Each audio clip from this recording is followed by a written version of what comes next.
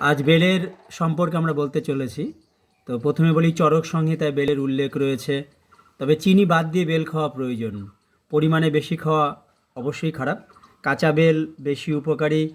কচি বেল টুকরো করে তাকে রোদে শুকিয়ে নিয়ে যদি রাখতে পারেন, সেটাকে শুট বলে, সেটাকে গরম জলে সেদ্ধ করে আপনি খেতে পারেন।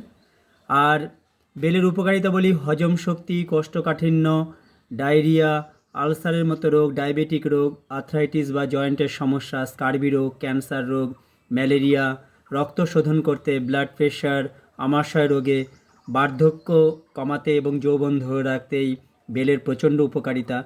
কিডনি ও লিভারের রোগকে ঠিক করে, এনার্জি বাড়ায়। তবে অপকারিতা তো রয়েছেই। যেমন একটি কথা রয়েছে, অতি সর্বত্র বর্জ্যতে। এক্ষেত্রে বলা দরকার যে অতিরিক্ত মিষ্টি বেল বেশি দিন খাওয়া বা বেশি পরিমাণে খাওয়া ডায়াবেটিক রোগীদের ক্ষেত্রে অবশ্যই ক্ষতিকর।